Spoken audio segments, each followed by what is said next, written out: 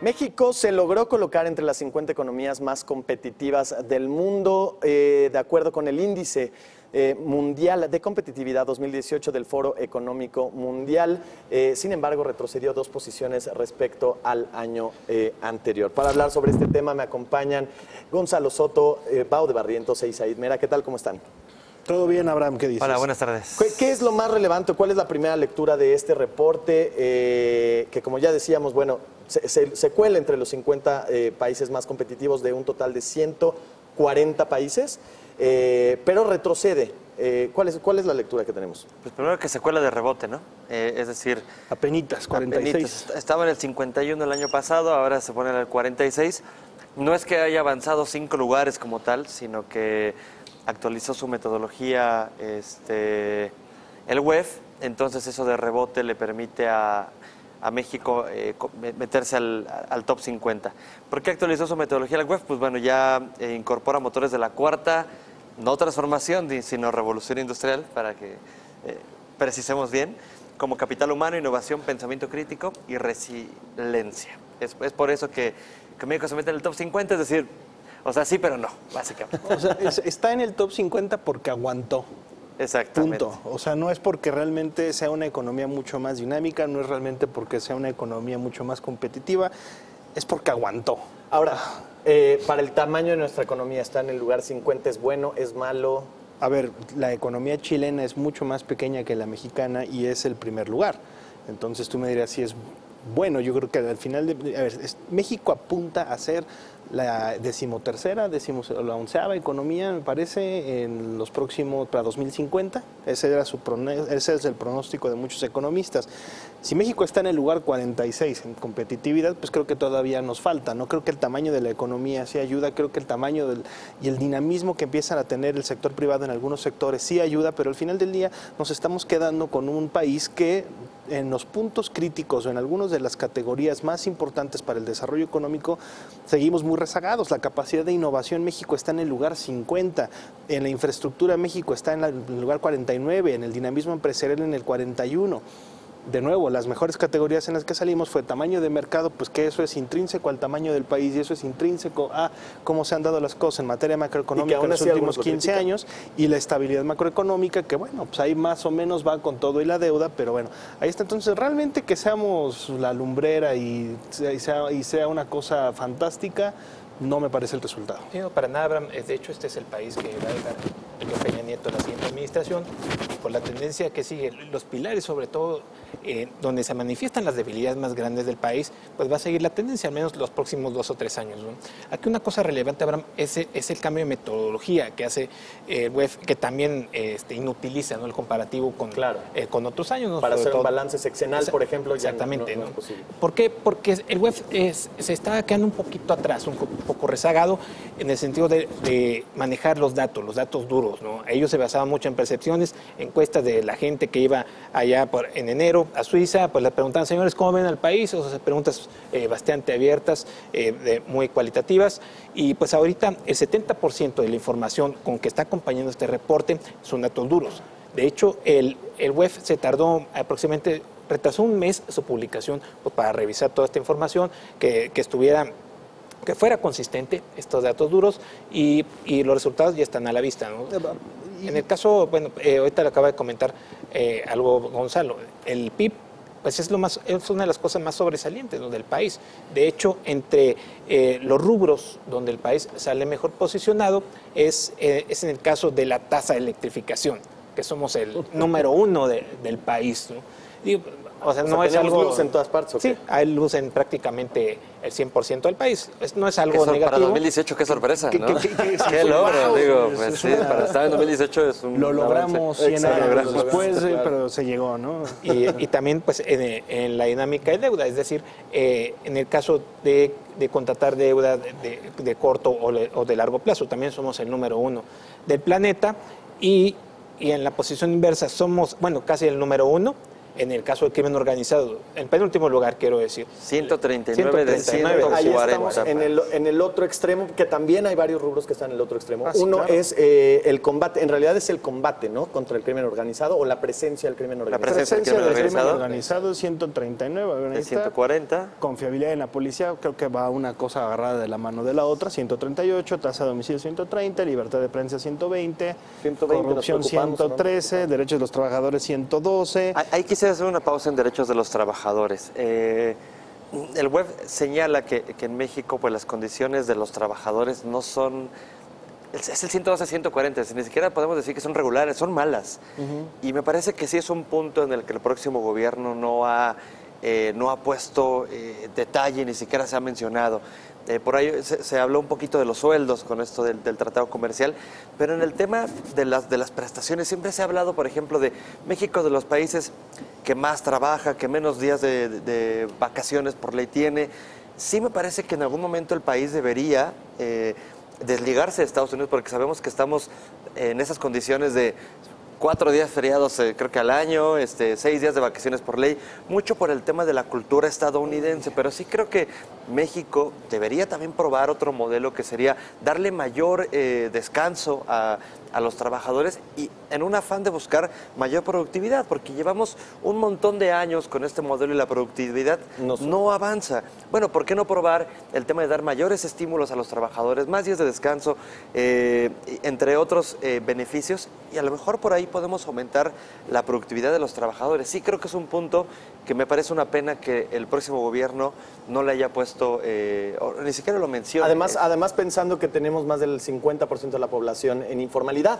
Claro. Que justo están fuera de este paraguas que incluye los derechos de los trabajadores. Alguien que está en la informalidad pues no tiene esos derechos, ¿no? ¿Algo más que destacar también de los negativos? Yo diría hay 2 puntos a mí en particular que me llaman la atención y que son muy negativos, sobre todo hacia futuro. México es el lugar número 87 en habilidades digitales. En esta cuarta revolución industrial, en habilidades digitales, en esta cuarta no incluyen revolución memes industrial. porque si no creo que estaríamos mejor evaluados, pero en ese caso, a ver, el lugar 87 de entre 140 países es un lugar muy malo para un país que aspira a ser una de las economías más avanzadas del mundo. No estamos apostando a la innovación y no estamos entendiendo que la cuarta revolución industrial, la cuarta revolución o la revolución digital que estamos viendo, no nos vamos a trepar en ella.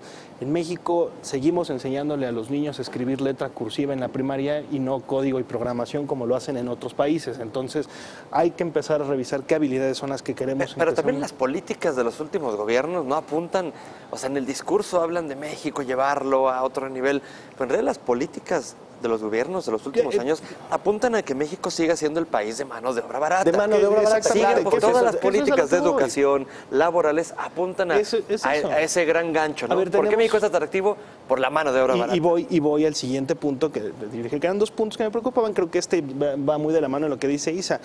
El pensamiento crítico en la enseñanza somos el lugar 104, por detrás de países como Panamá o Pakistán.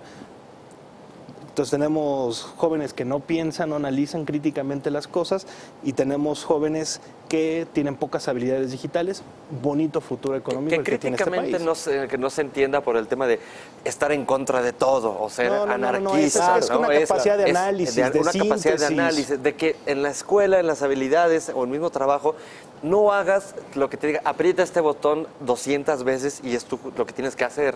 O apréndete la tabla del 8, sino es por qué te tienes que aprender la tabla del 8. Exacto. ¿Por qué tienes que desarrollar estas habilidades? Es decir, generar un desarrollo cognitivo desde la escuela, incluso laboralmente, para poder desarrollar tus habilidades y no solamente seas alguien que aprendió a hacer una sola cosa y viva de hacer esa sola cosa. Y además, supongo que también tiene que ver con estar informado sobre ciertos temas y justo ser crítico de eso, ¿no? De pronto vas a algún otro país y en un taxista te habla de economía. Es tener la capacidad de abstraer la información, es capacidad de poderla procesar y de utilizar la información con la que cuentas para resolver un problema.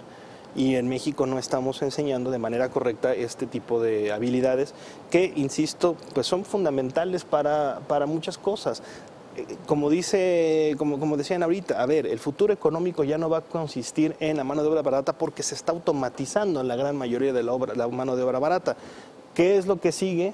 las habilidades digitales y que tengas la capacidad de instruir entonces esa automatización o montarnos en esa automatización y usarla a nuestro favor. En este país no lo estamos haciendo. Por eso insisto, ¿qué futuro le espera entonces económicamente a este país? No, y aquí lo más grave es de que pues, hace unos días un representante popular de Morena dice lo poco que se ha querido hacer con la reforma educativa, pues dice, no va a quedar ni una coma de la reforma educativa. O sea, en lugar de decir, señores, vamos a sentarnos a analizar la reforma educativa, que fue a separar lo bueno de lo malo, obviamente lo malo desecharlo, lo bueno consolidarlo, pero pues de plano decir, no sirvió para nada, pues creo que estamos retrasados, ¿no? De por sí el Foro Económico Mundial dice que México sigue muy rezagado. Pero yo sí creo que el tema de la reforma educativa, yo soy de los que cree que lo que nos vendieron como reforma educativa era más bien 80% una reforma laboral. Es decir, claro.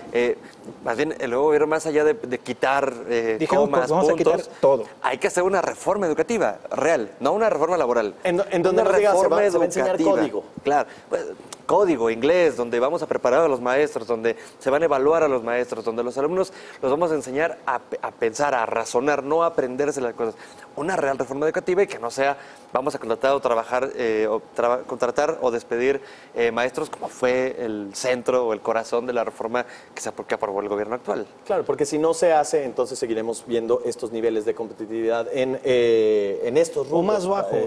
O más bajos, porque, a ver, insisto, si hay otros países donde sí se está enseñando pensamiento crítico y donde sí se están desarrollando habilidades digitales y donde además sí existe un mejor Estado de Derecho, que estamos hablando que son casi todos los países, ¿verdad? Con la excepción de uno, todos están mejor que nosotros en cuestiones de Estado de Derecho, pues entonces creo que el panorama es bastante negativo, ¿no? Entonces que no nos sorprenda que en unos años empecemos todavía a bajar y a bajar y a bajar más escalones.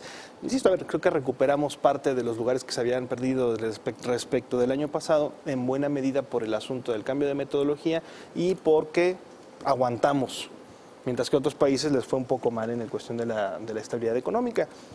Y ahora también varios de los puntos donde México sale peor evaluado son puntos donde el próximo gobierno tiene mucho enfoque, que es el crimen organizado, el tema de la violencia, el tema, por supuesto, el de los homicidios que viene de la mano y el tema de la corrupción. Es decir, son puntos que si el gobierno logra cumplir sus metas en buena medida, pues se verán reflejadas en indicadores como este ranking del WEF, ¿no? Si lo logrará, pues bueno, lo evaluaremos. Oye, ya no puede bajar más, pero no tiene la brújula el próximo gobierno ante la cancelación de los foros de seguridad, porque pues, no resultaron como ellos esperaban, y también en el caso de la corrupción creo que es un paso atrás lo que acaba de suceder en Tabasco, por las adjudicaciones directas para las empresas de sus amigos. Claro, que no abona con la transparencia, ¿no? Conclusiones, por favor. Pues esta nueva evaluación, Abraham, de la competitividad, pues nos desnuda como país, más bien nos pone en la realidad, ¿no? De que realmente lo que nos defiende es el tamaño de la economía. O sea, el hecho de que haya 120 millones de consumidores y la estabilidad macro lo que nos saca a flote, y que apenas llegamos al lugar 46 de 140 ante esta nueva metodología del WEF, y con el consiguiente problema que tenemos, que ya se está volviendo perenne, el caso de las instituciones. Yo creo que insisto nuevamente en el tema del desarrollo de las habilidades digitales, insisto nuevamente en el tema del Estado de Derecho e insisto en el otro tema de las habilidades de pensamiento crítico. Creo que son puntos hacia adelante que nos van a hacer retroceder si no se atienden ayer. Y que además creo que en esta ocasión, por lo menos lo que deja entrever el WEF es, estamos en ese lugar, no porque hayamos avanzado mucho, sino porque no retrocedimos en realidad en muchos factores clave. Nada más, creo que no es una noticia positiva.